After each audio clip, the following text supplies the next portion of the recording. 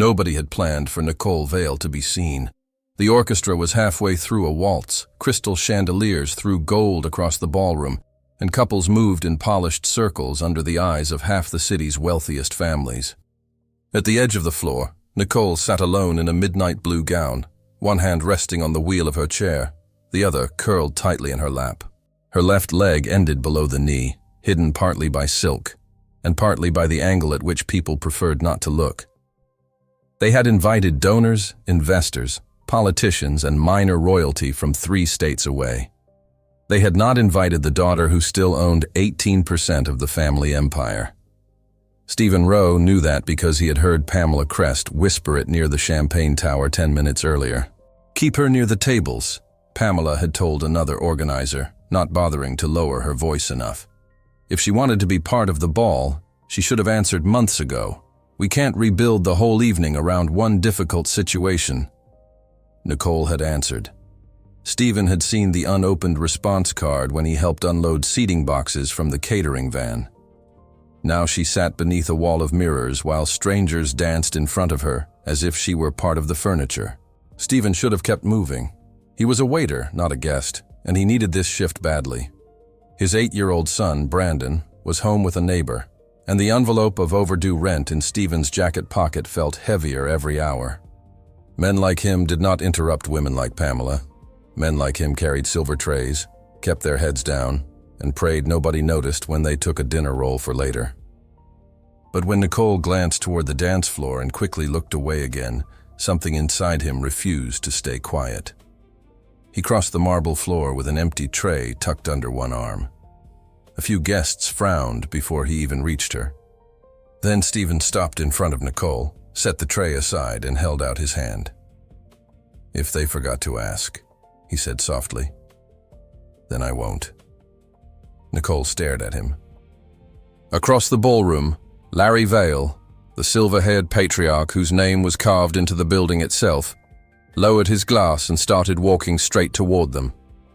Before Stephen discovered what Larry Vale intended to do, subscribe to the channel and tell us in the comments where you're watching from.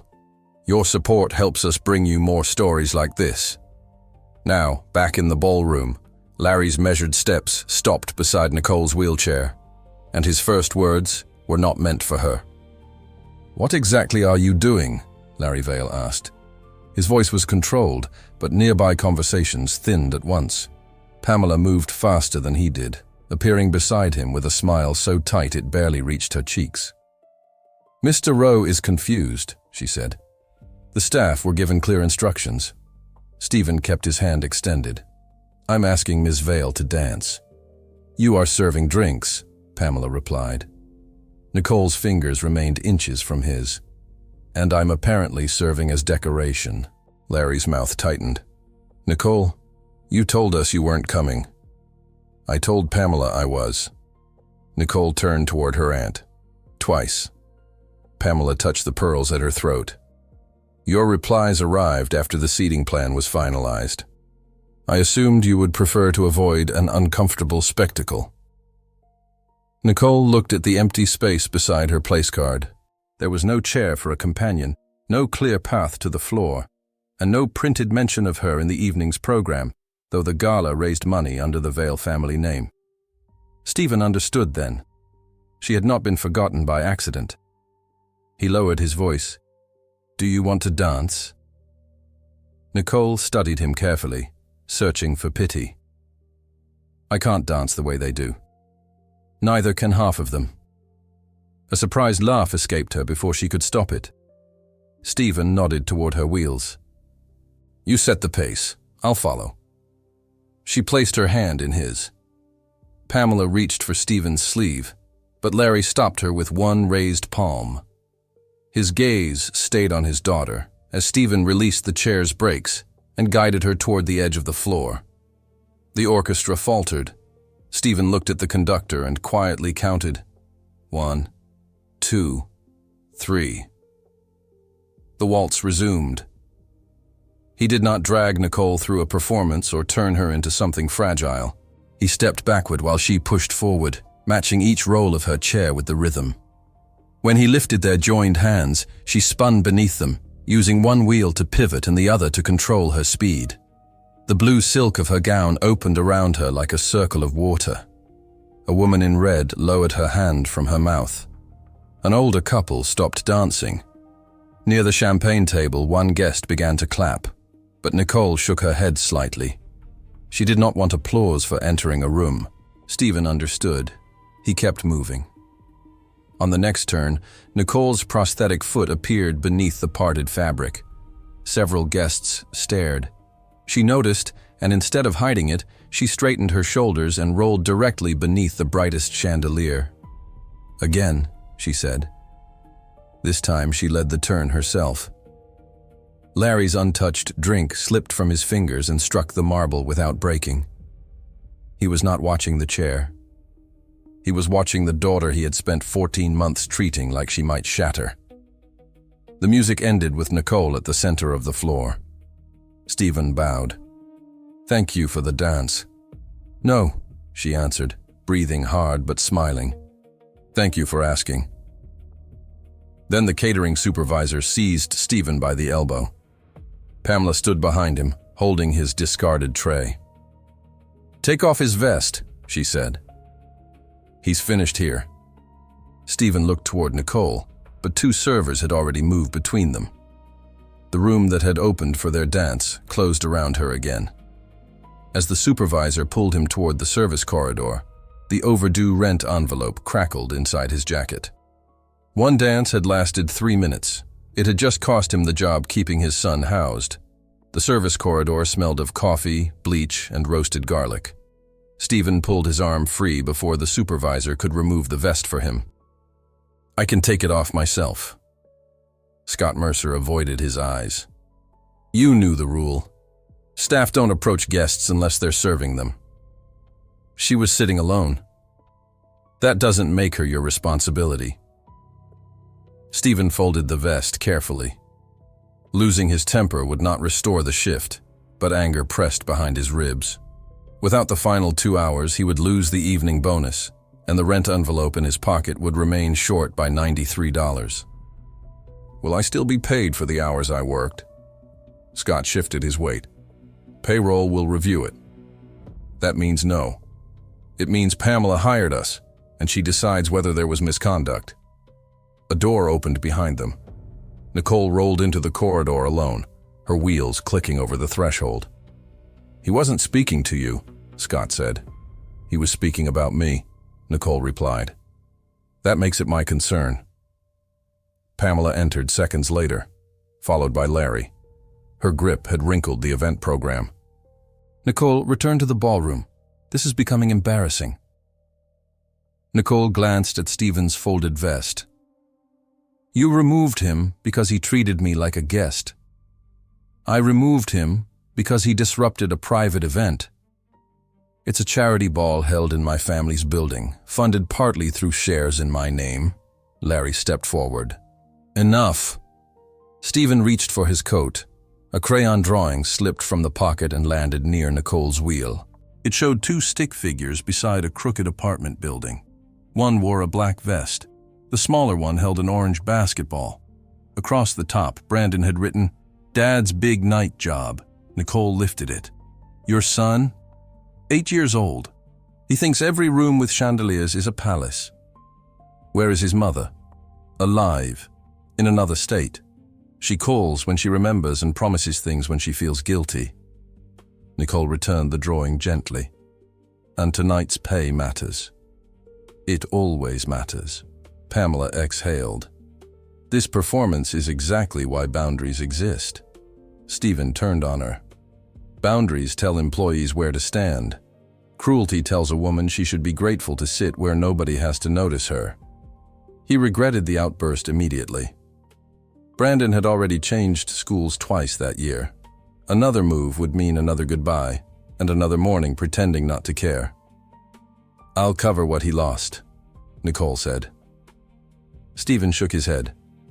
"I didn't do it for money." "I know. That's why I offered." Pamela stepped between them. "Any private payment will make this look staged." "To whom?" Nicole asked. "To the foundation donors. To the trustees. to everyone questioning whether you're ready to return." Larry looked sharply at Pamela, but she had already said enough to expose the real pressure beneath the evening. Nicole's hand tightened on the armrest. Stephen understood that the empty chair had never been the entire humiliation. The gala was also a test, and someone wanted Nicole to fail it. Pamela turned to Scott. "Escort him out." Nicole rolled forward, blocking the corridor. "If Stephen leaves," she said, "I leave with him." Larry's eyes settled on his daughter. "Then understand what you may be walking away from. At midnight, I announce who will lead the Veil Foundation next year." Nicole held his gaze. "That," she said, "is exactly why Pamela never wanted me in the ballroom." Larry's expression hardened. "That accusation is serious. So is excluding me from an event designed to decide whether I'm capable of leading," Nicole replied. Pamela did not defend herself immediately. She looked past Nicole toward the ballroom, where guests had begun gathering near the corridor doors. Then she lowered her voice. "You were not excluded. You were protected. The trustees remember what happened at the winter reception." Nicole's shoulders stiffened. Stephen saw the change but did not understand it. Pamela did, and she used the silence. "You left before your speech," Pamela continued. "Donors waited. Larry had to explain. Tonight was supposed to prove stability, not create another scene. I left because my prosthesis tore my skin open. People only saw you disappear." Nicole flinched, as if the sentence had struck somewhere deeper than the injury itself. Stephen stepped between them. "Then tell them the truth." Pamela's attention shifted to him. "You have been in this building for less than 4 hours. You know nothing about this family. I know you placed her behind a table and called it protection. And I know you need money badly enough to turn one dance into an opportunity." Stephen's jaw tightened. "Careful." "There it is," Pamela said calmly. "The temper." Scott moved closer, uncertain whether he was expected to intervene. Pamela lifted Stephen's folded vest from the counter. "You violated instructions, insulted the event director, and created a public confrontation. Now Ms. Vale is threatening to leave with you. How do you think that will appear?" Nicole answered before Stephen could. "Like I made my own decision." "No," Pamela said. "It will appear that a temporary worker recognized a vulnerable heiress and attached himself to her in front of 200 witnesses."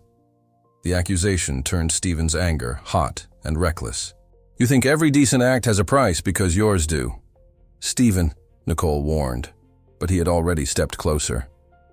"You're afraid she'll take the position because then everyone will see you were never protecting her.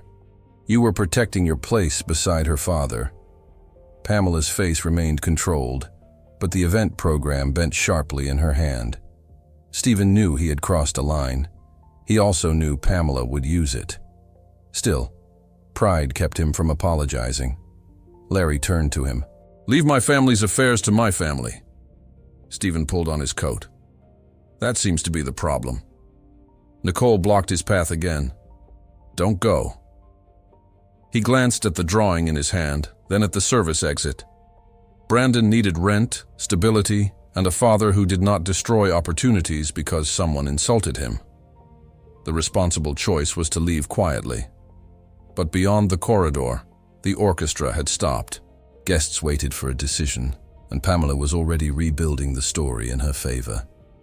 Stephen folded Brandon's drawing and placed it inside his coat. "What happens if you return alone?" he asked Nicole. "They'll say I became emotional, then recovered. And if you leave? They'll say I proved them right." Stephen looked toward Larry. "Then she needs a third choice." He picked up the discarded vest and put it back on. Scott whispered, "You're already fired." "I know." Stephen offered Nicole his arm, not to pull her chair, but to walk beside it. "We go back," he said. "You finish the evening on your terms." Nicole hesitated only once. Then she released the brakes. Together they entered the ballroom. Pamela followed, raised a microphone, and made her countermove before they reached the dance floor. "Ladies and gentlemen," she announced, "Ms. Vale has requested the opportunity to address us personally." Nicole stopped. She had requested nothing, and Pamela knew public speaking was the one part of her return she had not yet survived. The microphone waited at the center of the ballroom. Pamela held it with both hands, smiling as if she had offered Nicole a gift. Behind her, the foundation's crest glowed against a white screen. 200 guests turned their chairs. A violinist lowered her bow. Near the back, a spoon struck a coffee cup and kept trembling. Nicole's breath shortened. Stephen noticed because her right hand slid from the wheel to her dress, pressing hard against the fabric. It was the same motion Brandon made before school presentations when he tried to hide that he was counting breaths. Pamela extended the microphone. "Whenever you're ready." Nicole reached for it, then stopped. Stephen moved beside her. "I can't do this," she whispered. "Yes, you can." "You don't know that." "No, but you crossed a ballroom while everyone stared. Talking is easier than dancing. For you, maybe." He glanced at the crowd. "Definitely not for me." A few nearby guests smiled, but Nicole's eyes remained fixed on the microphone. Stephen crouched so they were level. "Don't speak to the room. Speak to one person." "Who?" He pointed toward an elderly woman near the front, wearing a green shawl and holding a cane across her knees. She had been the first to clap after the dance. "Her." The woman gave Nicole a small nod. Pamela's smile began to fade. Nicole took the microphone. "My aunt said I requested to address you," she began. Her voice shook. "I didn't, but perhaps I should have." Pamela shifted toward the sound technician. Stephen stepped between her and the control table. Nicole continued. 14 months ago, I lost part of my leg in an accident. I did not lose my education, my judgment, my memory, or my right to be present when decisions are made in my name. The woman in green straightened. "I have spent the last year hearing words like recovery, readiness, and protection. Sometimes those words were kind, sometimes they were walls." Larry lowered his head. Nicole's grip steadied. "Tonight, I was seated where nobody had to adjust their path. My name was removed from the program.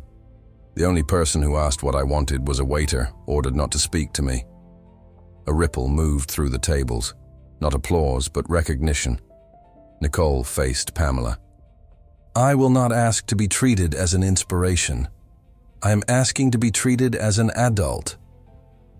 The woman in green rose carefully and began clapping. This time, Nicole did not stop her.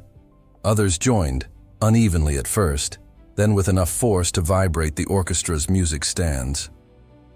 Larry approached his daughter and faced the room. "The announcement at midnight is postponed," he said. "No appointment will be made until Nicole receives the full consideration she was denied tonight." Pamela's hand fell from the event program. Stephen felt relief for 3 seconds. Then Larry turned to him. "You helped my daughter reclaim this room, but you also accused a member of my family publicly and ignored your employer's orders." Stephen nodded. "I did. Come to Vale House tomorrow at 9. Pamela stared at him. "For what purpose?" "To explain why Nicole's response card never reached my desk." Her pearls shifted with a sudden swallow. Larry looked back at Stephen. "You will be there because you claim you saw it." Stephen's stomach dropped. He had seen an unopened card in a box. He had never read the name on it. By the time Stephen left the ballroom, the applause had ended, and the consequences had begun. Scott met him near the staff entrance with a paper envelope containing only the hours Stephen had worked before the dance. No bonus, no gratuity share, no promise of another shift. "I argued for the full amount," Scott said. Pamela refused. Stephen counted the bills beneath the yellow light. He was $112 short now, not $93. The catering company had also deducted the price of a wine glass broken during the confusion, though Stephen had never touched it. You know I didn't break anything. I know. But you signed this. Scott glanced toward the loading dock. I have 32 employees. Pamela can remove our company from every Vale event with one call. Stephen folded the envelope. So protecting your people means choosing which one can be sacrificed. Scott accepted the accusation without answering. Outside, rain had begun. Stephen walked 3 blocks to the bus stop before calling the neighbor watching Brandon. He did not mention being fired. He said the event had ended early and asked whether his son had eaten. He saved you 2 slices of pizza, Brenda told him, and he's pretending he isn't waiting by the window. The words hurt more than Pamela's accusation. When Stephen reached the apartment, Brandon was asleep on the couch in basketball shorts, one hand resting on the drawing he had made. A plate covered with foil waited on the coffee table. Beside it lay the landlord's final notice. Brenda stood near the kitchen sink. She had lived across the hall for 6 years and had learned not to ask questions Stephen would avoid. How bad? She said. He placed the pay envelope on the table. She counted once. I can lend you the rest. No. You've helped me plenty. I said no. Brenda's expression tightened. Pride doesn't keep the lights on. Stephen looked at Brandon. Neither does borrowing money I can't repay. He hated the sharpness in his own voice, but exhaustion had stripped away his patience. Brenda picked up her coat.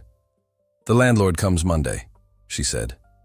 Your son won't care whether the money came from pride, work, or somebody who loves him. After she left, Stephen sat beside Brandon and noticed a small rip along the edge of the drawing. His son had tried to tape it with a basketball sticker. At 8 the next morning, Nicole called. Stephen nearly ignored the unfamiliar number.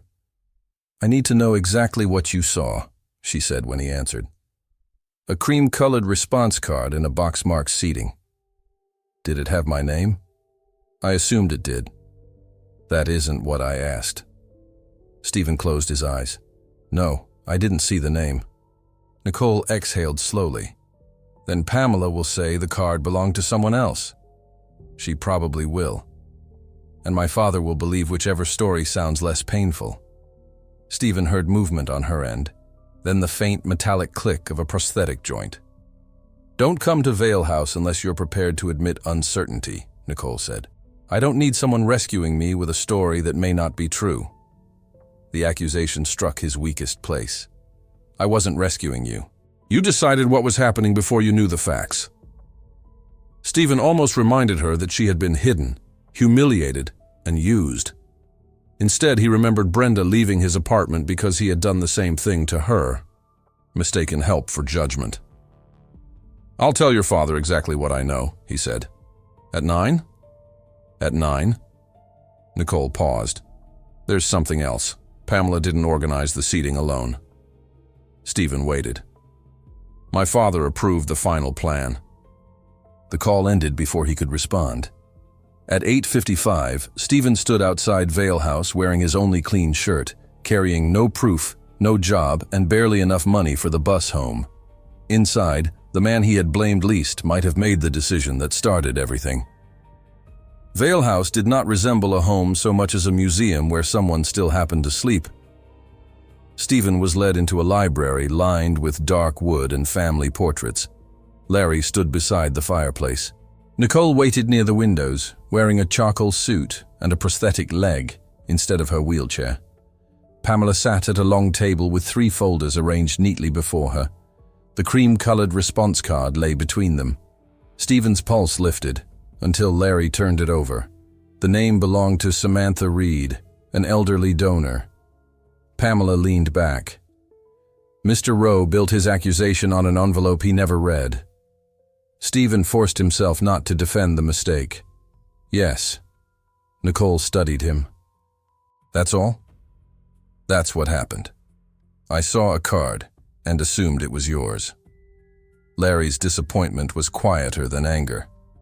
And you accused Pamela of deliberately excluding my daughter. I accused her because of what I heard her say and what I saw in the ballroom.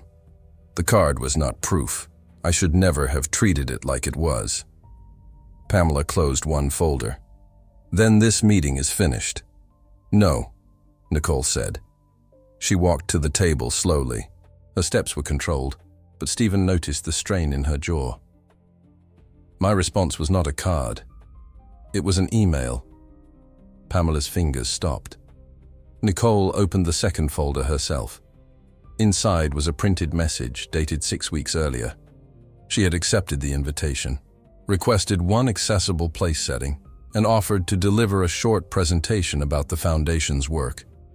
Larry read the first page, then looked at Pamela. "I never received this." "You did," Pamela answered. "Your assistant forwarded it." "Then why wasn't she included?" Pamela's composure finally cracked. "Because 4 months earlier, Nicole wrote that she wanted no public role until she felt ready. You approved that decision." Larry turned toward his daughter. "I approved giving you time. You approved Pamela deciding when my time was over." Pamela stood. Someone had to make practical choices. Donors were already questioning whether the Foundation had direction. Nicole canceled 3 appearances. "Because I was learning to walk again," Nicole said, "and each cancellation weakened confidence." Larry placed both palms on the table. "You should have brought the new email to me." "I did bring it to you," Pamela replied. "You said, 'Do what protects her.'" The sentence remained between them.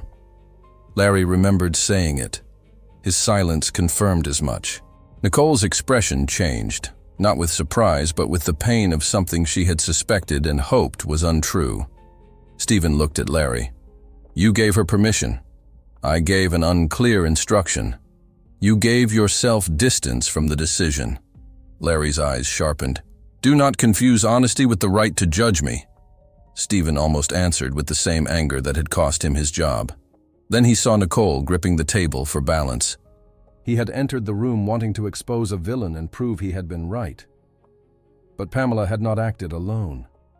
Larry's fear had created the space for her control, and Stephen's public accusation had reduced Nicole's fight to a missing invitation. Worse, he had done what all of them had done. He had decided what Nicole needed before asking her. Stephen faced her. "I'm sorry," Pamela gave a humorless laugh. "Now?" "Not for the dance, for turning your life into a rescue so I could feel certain." Nicole released the edge of the table. Larry lifted the email. "I can still appoint you tonight privately. We can issue a statement tomorrow." Nicole shook her head. "I don't want the position handed to me because everyone feels guilty." "Then what do you want?" She looked at Stephen before answering. "I want the leadership selection to continue, publicly, and I want to present my own plan against Pamela's." Pamela's chair scraped backward. "You have no plan." Nicole's eyes remained steady. "Then I have 5 days to build one." Larry gave Nicole 5 days, but he refused to change the rules. She would present her proposal at the rescheduled gala. Pamela would present hers. The trustees and major donors would submit written recommendations, but Larry would make the final choice. "Then it still depends on you," Nicole said. "It is my responsibility." "It was also your responsibility last week." Larry absorbed that without replying. Pamela gathered her folders. "Nicole has never managed a foundation budget, supervised staff, or led a donor campaign. I served on the investment committee for 4 years. Before the accident." Nicole's prosthetic foot struck the floor harder than she intended when she turned. "Stop dividing my life into before and after." Pamela left the library, but her argument remained. Nicole had knowledge and ownership. Pamela had daily control, relationships, and a polished proposal nearly complete. Stephen headed toward the door. "Where are you going?" Nicole asked. "Home. You challenged me to finish the evening on my terms, and you did." "No," I began. Stephen glanced toward Larry. "I'm not qualified to build a foundation plan. You noticed more in one ballroom than our leadership noticed in a year. That doesn't make me an advisor." Nicole followed him into the hall. "What did you do before catering?" The question stopped him. Nothing useful here. That wasn't an answer. Stephen rubbed the back of his neck. I managed banquet operations at the Claremont Hotel. Larry stepped out behind them. The Claremont employed nearly 200 people. Until I was fired. Nicole waited. Stephen hated the silence because it demanded the part he usually removed from the story. A bride asked us to change the seating 2 hours before her reception, he said. Her mother had arrived using a wheelchair after emergency surgery. My director said there wasn't time. I changed it anyway. That sounds familiar, Nicole said. I moved tables without checking the fire route. An exit became too narrow. An inspector caught it before guests entered. Larry's voice remained neutral. You made the right decision badly. Stephen nodded. Then I blamed my boss for refusing to help. He had refused, but the mistake was mine. Nicole understood why his apology in the library had sounded so personal. You see exclusion quickly, she said, and then you rush. That habit has cost me 2 jobs. Then help me without rushing, Stephen almost laughed. I have rent due Monday. I'll pay you for 5 days as a consultant. No charity. Work, Nicole corrected. With hours, responsibilities, and a written rate. You may reject it after reading the terms. Larry watched his daughter carefully. She was no longer asking permission. Stephen accepted the folder she offered. 5 days. Nicole extended her hand. 5 days. They worked at the long table until evening. Nicole's proposal had impressive numbers, but no clear reason people should care. Stephen challenged every polished phrase. Accessible engagement strategy, he read. What does that mean to Brandon? Who? My son. If an 8-year-old can't understand the purpose, neither will half the ballroom. Nicole crossed out the phrase. In return, she stopped him whenever he turned anger into certainty. You don't know what Pamela intends, she reminded him. I know what she did. Then argue against what she did, not the villain you invented. By 6, they had built the center of Nicole's plan. The foundation would stop measuring success only by money raised and begin measuring who could actually participate in the programs it funded. Stephen returned home with the first honest hope he had felt in months. It lasted until he opened his apartment door. Pamela was seated at his kitchen table with Brenda standing nearby, arms crossed. A check rested between them. It covered 6 months of Stephen's rent. All you have to do, Pamela said, is tell Nicole you were mistaken to encourage her. Brenda did not offer Pamela coffee. She stood behind the chair with her arms folded while Brandon slept in the next room, unaware that 6 months of security sat on the kitchen table. Stephen did not touch the check. How did you find my address? The catering company had it. And you thought coming here would make this feel less like a bribe? I thought seeing where your son lives might remind you that principles have consequences. Stephen felt the words land where she intended. Water stained one corner of the ceiling. Brandon's basketball shoes, already too small, waited beside the door. What happens if I refuse? You continue helping Nicole. She loses Friday. You lose the apartment Monday. Brenda leaned forward. Get out. Stephen raised one hand. Not yet. He sat across from Pamela. Why does this position matter enough for you to do this? It is not a position. The answer came too quickly to be rehearsed. I joined the foundation 11 years ago when it was 3 annual dinners and photographs for Larry's office, Pamela said.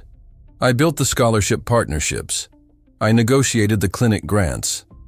I sat with families when checks were delayed and donors when programs failed. Then present that. I intend to. Without buying me? Her anger gave way to something older. Nicole served on committees when it suited her. She had intelligence, influence, and every door opened before she knocked. 2 years ago, Larry promised that if I doubled the foundation's reach, I would lead it. Stephen remembered Larry insisting the final choice remained his. Did Nicole know? No. And after the accident? Larry stopped speaking about the promise. Every conversation became about Nicole's recovery. When she returned, people called her brave before she had done anything. I knew her name, her shares, and everyone's guilt would outweigh 11 years of my work. The truth did not excuse the hidden email or the ballroom humiliation, but it changed the fight. Pamela believed the family was about to hand Nicole something Pamela had earned. "You should have told her," Stephen said, "and say her father might replace me because losing a leg made her more compelling. You decided she couldn't hear the truth, just like Larry decided she couldn't handle the room." Pamela looked away. Stephen tore the check in half. Her chair moved back. "Your son will pay for that gesture." "No, I will." Brenda placed a hand on Stephen's shoulder. This time he allowed it to remain. Then he called Nicole. Pamela reached for her purse. "What are you doing?" "Stopping all of us from deciding what she can handle." Stephen told Nicole about the check first. Then he told her about Larry's promise, Pamela's 11 years, and the fear beneath the cruelty. Pamela stood by the door, furious, but denied nothing. When he finished, Nicole said, "Put her on." Pamela refused. Nicole's voice came through the speaker. "Friday cannot be a contest built on a lie. Come tomorrow. Bring your real proposal. I'll bring mine." "You think that makes us equals?" Pamela asked. "No, it makes us honest opponents." Pamela stared at the torn check, then placed both pieces in her purse. 10 o'clock. The next morning, Stephen arrived at Vale House expecting negotiation. Larry was waiting with Nicole's draft in his hand. "I've read your plan," he said, "and I will not allow it to be presented." Larry placed Nicole's proposal on the table as though it were dangerous. "You want every program we fund to publish who could not enter, apply, travel, or participate," he said. "You want donors questioned in the ballroom they paid for." "I want them to understand what their money actually reaches," Nicole replied. "You are asking me to turn a celebration into an accusation." "No, I'm asking you to stop calling exclusion a success." Stephen stayed near the door. He had helped shape the plan, but this argument belonged to Nicole. 5 days earlier, he would have interrupted. Now he waited. Larry opened to the final page. This line proposes that leadership candidates answer questions from grant recipients before any appointment.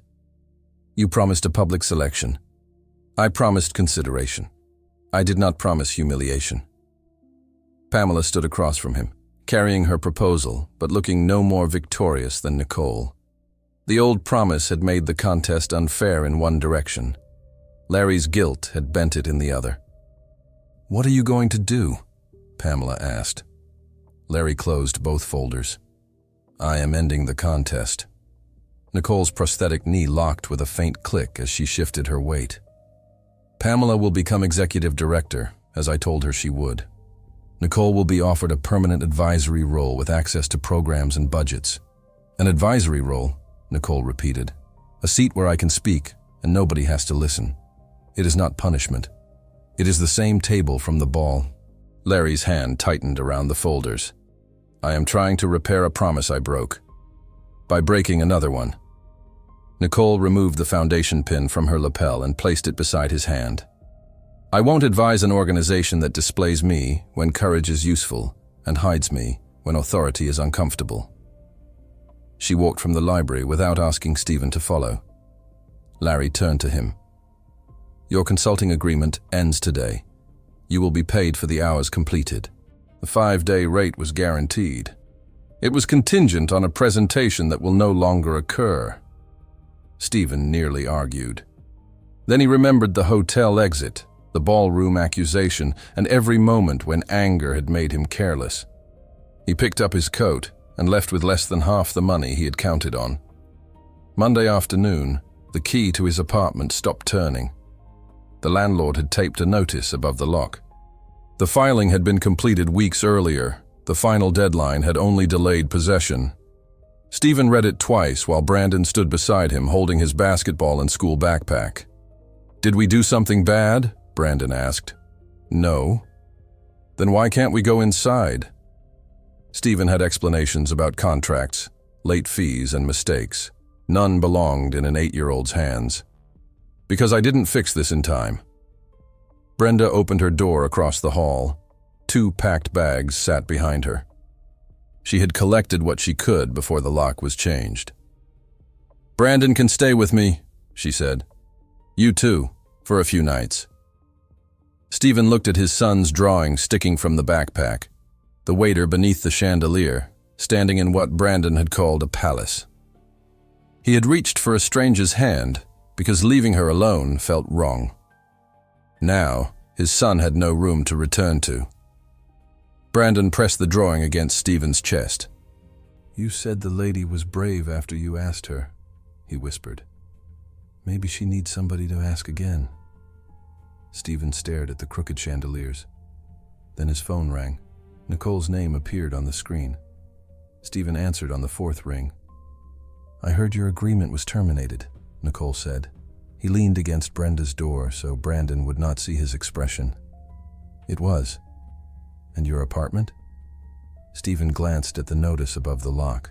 "How do you know?" "Brenda found my number on your contract." He closed his eyes.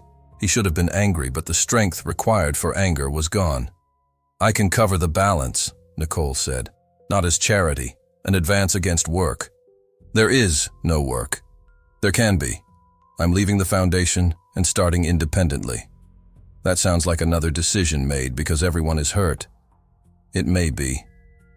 Stephen heard the uncertainty in her voice. 5 days earlier, he would have praised the courage of walking away. Now he recognized another kind of escape. "What happens to the programs if you leave?" he asked. "Pamela leads them. And Larry learns he can solve every conflict by separating the people involved." Nicole's breathing changed. "What are you suggesting?" "That you return Friday." My father canceled the selection. The gala wasn't canceled. It will be Pamela's appointment celebration. Then make them finish the conversation they started. Nicole was quiet. Stephen watched Brandon roll his basketball along the hallway wall while Brenda carried their bags inside. His son needed a bed. Stephen could accept Nicole's money, take whatever work she created, and stop risking stability for people who lived behind iron gates. That was the responsible choice. It was also how men like Larry turned difficult truths into private arrangements. "I'll accept the advance," Stephen said. Nicole did not respond immediately. "For what work?" "For the 5-day contract your father ended." "He'll refuse to honor it." "I'm not asking him." Stephen removed Brandon's drawing from his son's hands and smoothed the folded corners. "I'll finish what you hired me to do. We built a presentation. You should deliver it. And if security removes us? Then the guests will see exactly how the foundation handles participation." A faint laugh came through the phone, but it carried no happiness. "You're rushing again." "Yes." The admission surprised them both. "So, stop me where I'm wrong," he continued. "The ballroom belongs to your family. The event uses your name. You own part of the institution. But this cannot be about proving that Pamela is cruel or that you are brave. Her work matters. Your plan matters. Your father's promise matters. They all have to be heard. And you? I don't belong in the center of it. You're the reason the center opened. No, I offered a hand. You moved yourself." Brandon tugged Stephen's sleeve. "Are we sleeping at Ms. Brenda's?" "For a little while." Nicole heard him. "The money could be transferred tonight," she said softly. "You don't have to come Friday." Stephen looked at the locked apartment, then at his son. "Yes, I do." He could choose safety purchased by silence, or uncertainty with the chance to finish something honestly. For once, the choice was not between pride and help. It was between accepting help as an escape and accepting it as trust. "Send the advance to Brenda," he said. "She'll make sure I don't refuse it later." Brenda raised an eyebrow, then nodded. Stephen continued. "Tomorrow, we revise the speech. No accusations, no missing cards, no heroic waiter, You explain the plan. Pamela explains hers. Then Larry answers for his decision in the same room where he avoided making it. And if he still chooses her? Then you leave knowing the choice was real. Nicole released a long breath. Wear the vest, she said. I was fired in it. Exactly. On Friday evening, Stephen entered Vale Hall through the front doors with Brandon beside him, Brenda behind them, and the old waiter's vest buttoned over his clean shirt. At the far end of the lobby, security began walking toward him. Nicole was already waiting beneath the chandelier. She extended her hand. This time, Stephen took it. Security reached Stephen before he and Nicole crossed the lobby. I'm sorry, Ms. Vale, the lead guard said. Mr. Rowe is not on the guest list. Nicole kept hold of Stephen's hand. Neither was I last week. Larry appeared at the top of the marble steps, saw Stephen's waiter's vest, and understood why he had come. Let them in. Inside, Pamela stood beside the lectern where her appointment was about to be announced. The orchestra had stopped tuning. Every chair faced the stage. Larry took the microphone. This evening was intended to confirm Pamela Crest as executive director. Nicole moved into the center aisle. Intended by whom? By me, Larry answered. You promised the selection would continue publicly. I also made an earlier promise to Pamela. Then explain both. No one applauded. No one needed to. The question itself held the room. Larry looked at Pamela, then at his daughter. 2 years ago, I told Pamela that if she doubled the foundation's reach, she would lead it. She did the work. I failed to honor that promise. After Nicole's accident, I became afraid of pushing her and afraid of losing her. Instead of speaking honestly, I let uncertainty become competition. His grip loosened around the microphone. I called that protection. It was avoidance. Nicole reached the stage. My plan does not say Pamela failed. It says our definition of success is incomplete. She looked toward Stephen. At the first gala, he had changed the ballroom by moving one person. At the hotel years earlier, he had moved tables carelessly and narrowed an exit. His skill was not dramatic. He understood that a room could welcome people or quietly reject them, and that kindness without planning could still cause harm. Stephen walked to the nearest table. This aisle is too narrow for a wheelchair to turn safely, he said. The ramp reaches the stage behind the curtain, so anyone using it enters separately. The accessible restroom is through the service corridor. 4 wheelchair spaces were prepared, all beside the walls. Guests began measuring the room with their eyes. That isn't one rude decision, Stephen continued. It is a system built around the people expected to matter. Pamela stepped forward.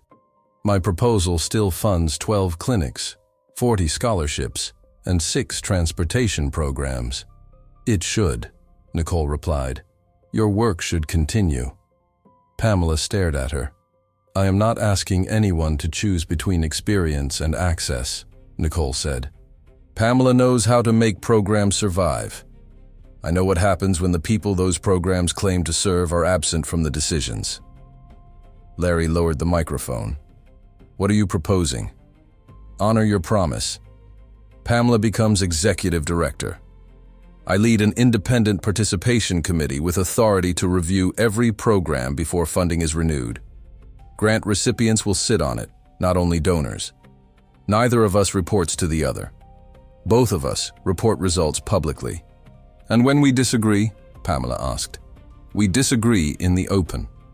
Sharing authority was not the victory Pamela had expected. Refusing it, however, would reveal that control mattered more than the work. Pamela looked at Nicole. I hid your email. I told myself I was protecting what I earned. The truth is that I feared being replaced by a story more powerful than mine. I am sorry for deciding your return was a threat before you spoke. Nicole's voice remained calm. What will that apology cost you? Pamela understood. I will withdraw my demand for sole authority. I will fund the first year of the review from the discretionary budget I control. It was not forgiveness. It was accountability. Larry faced Stephen. Your contract will be paid in full. Nicole already advanced part of it. Then the balance goes to her. No, Nicole said. It goes to the review team. Larry almost objected, then stopped himself. The orchestra conductor raised his baton uncertainly. Nicole moved a chair away from the nearest table, clearing a space in the center of the floor.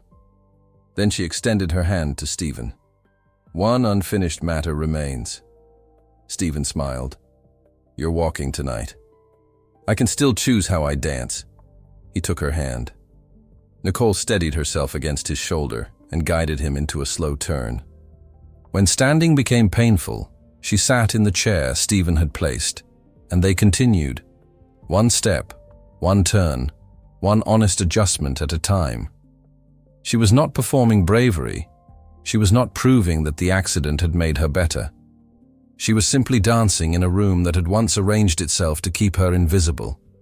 This time, nobody had forgotten to invite her. 6 months later, Stephen managed events at a smaller hotel that hired him after reading his accessibility review. He still rushed sometimes, but he had learned to pause before mistaking certainty for courage. He and Brandon moved into a modest apartment 2 blocks from Brenda. The first thing Brandon taped to his bedroom wall was the drawing of Stephen beneath the chandelier. Nicole had added herself in blue ink, one hand extended toward the waiter. Pamela led the foundation with less control and more opposition than she had wanted. Her programs grew stronger because the people using them could finally criticize them. Larry attended the reviews without sitting at the head of the table.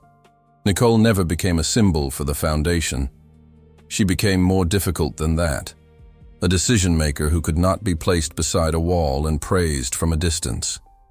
At the next annual ball, every invitation included a question about what each guest needed to participate.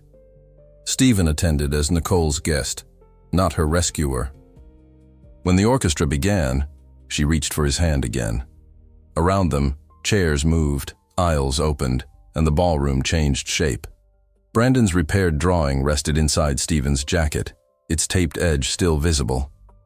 Under the brightest chandelier, Nicole turned toward the music, and this time the whole room made space before she had to ask.